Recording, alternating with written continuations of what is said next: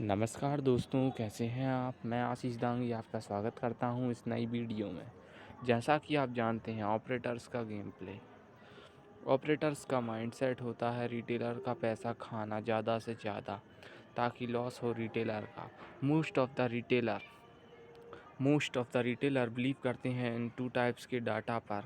इनके बेसिस पर ही वो ट्रेड में एंट्री लेते हैं। पहला वाई डाटा, दूसरा एस एंड आर। सबसे ज़्यादा जो रिटेलर ट्रेडर भरोसा करते हैं वो है वाई डाटा। इस पे ही रिटेलर ट्रेडर सबसे ज़्यादा भरोसा करते हैं। और दूसरा एस एंड आर।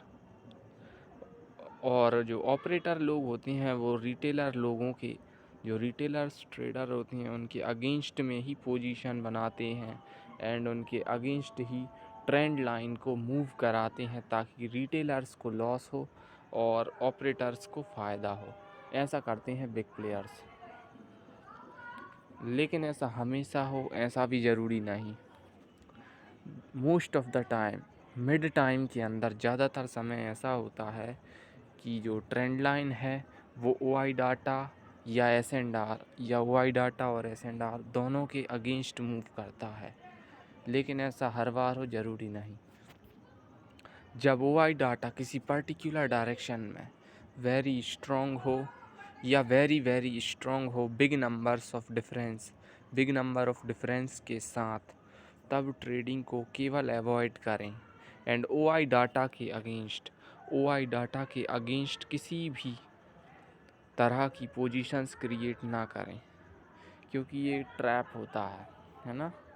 मैंने बोला ना, हर बार ज़रूरी नहीं कि ओआई डाटा के अगेंस्ट ही ट्रेंड लाइन मूव करे। कभी कभी ओआई डाटा के समर्थन में, यानी ओआई डाटा जिस साइड स्ट्रॉन्ग होता है उस साइड भी ट्रेंड लाइन मूव कर जाता है। तो उसकी कंडीशन यही है कि ओआई डाटा के अगेंस्ट ओआई डाटा के साथ ऐसा होता है कि ओआई डाटा किसी पर्टिकुलर डायरेक्शन में वेरी स्ट्रॉन्ग हो बिग नंबर ऑफ डिफरेंस के साथ, तब ट्रेडिंग को केवल अवॉइड किया जा सकता है एंड ओआई डाटा के अगेंस्ट किसी भी तरह की कोई पोजीशन ना बनाए। ओआई डाटा के अगेंस्ट में भी ना बनाए और ना ही ओआई डाटा के समर्थन में भी कोई पोजीशन ना बनाए एंड ओआई डाटा के अगेंस्ट में भी कोई पोजीशन ना बनाए। हमें उस दिन केवल ट्रेडिंग को अवॉइड करना है, किसी भी तरह की कोई पोजीशन नहीं क्रिएट करना है, क्योंकि वो टाइम होता है रिस्की टाइम, और रिस्की टाइम में हमें केवल ट्रेडिंग को अवॉइड करना चाहिए। आई होप आप लोग समझ गए होंगे। मेरी इस वीडियो को देखने के लिए आपका धन्यवाद। और आई होप मैं आपको सभी पॉइंट्स कम शब्दों में समझा पाया हूँ और आसान भाषा में भी।